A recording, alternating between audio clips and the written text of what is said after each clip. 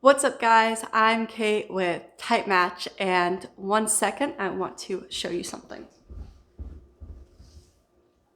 Come here. Come here. Oh, I know you're sleepy.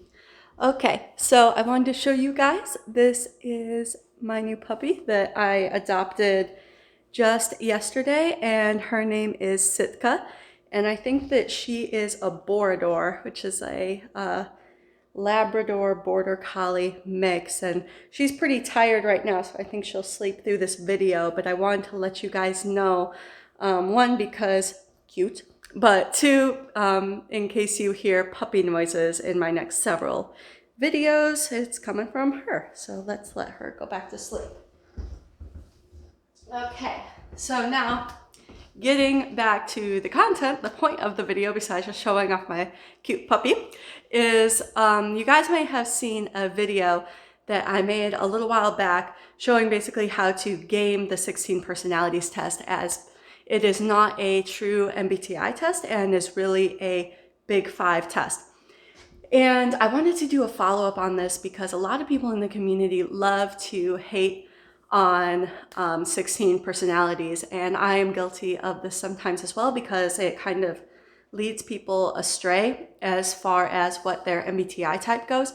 But I also really like the 16 personalities test because, one, it's brought a lot of people into MBTI as sort of like an introduction that sparked that interest, and I like that, I want more people to know what I'm talking about because I love this. And it's nice when other people have at least heard of it. And also because I still think the 16 personalities test is extremely useful in the information that it provides. Now, not in the way it provides it, but still useful information. I think the 16 personalities test is really it's a problem of misapplication of MBTI. But if we were to throw away everything that is the misapplication of MBTI, well, okay, that would be fantastic, but it would leave us with a very small community because most of it, I think, is misapplication. And that's why a lot of people write off MBTI, and it's not that it isn't a useful tool. Like I say all the time, like, you can misuse a hammer, but that doesn't mean that it's not a useful tool. So the 16 personalities test is really a problem of correlation, not meaning causation. They've taken the Big Five and applied it to the letters of MBTI and saying that, oh, if you're high in openness, that must mean that you are an intuitive. If you're low in openness, that must mean that you are a sensor. And if you're high in conscientiousness, that must mean that you're a judger. If you're low, that must mean you're a perceiver, and so on and so forth.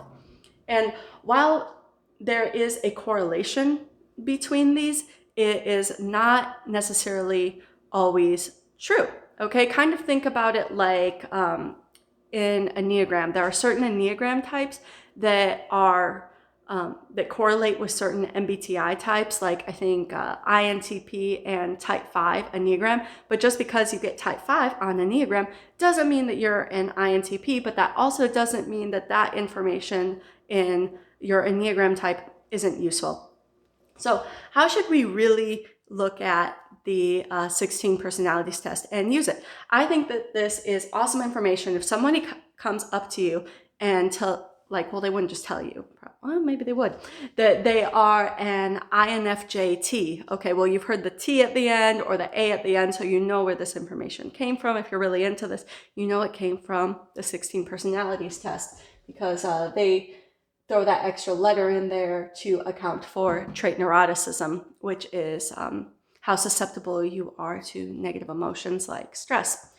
And high neuroticism being the T and low neuroticism being the A, or what is it?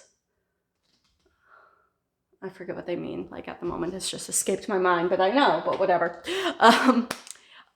Anyway, so what they're really telling you is how they perceive themselves to be on the Big Five scales, okay?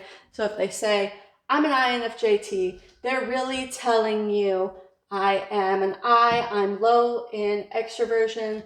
I'm an N, I'm high in openness. I'm a J, I'm high in conscientiousness. I'm an F, I'm high in agreeableness. And I'm a T, I'm high in neuroticism.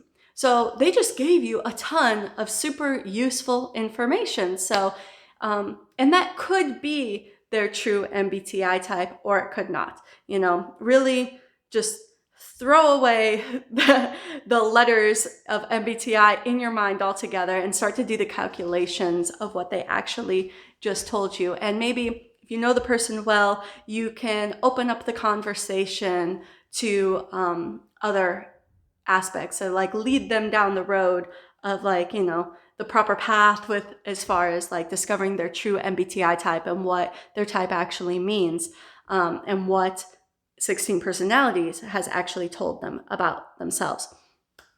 So, you know, I don't want to discourage people right away. Like if somebody tells you their MBTI type and you know this come from 16 personalities, you don't want to just put a damper on all of that. Like they just had this big revelation about themselves and this big moment of self-discovery and understanding, and they want to share that with the world. And yeah, they're probably wrong, but that information is still useful. So I guess that's all I have to say about that today. You guys could check out my test. It's on typematchapp.com, and our 16 personalities, well, not 16 personalities, it's based on the 16 personality types, dating app, TypeMatch on iOS and Android. It is now for both dating and friendships. And we just rebooted it all and have version 2 out right now. See ya.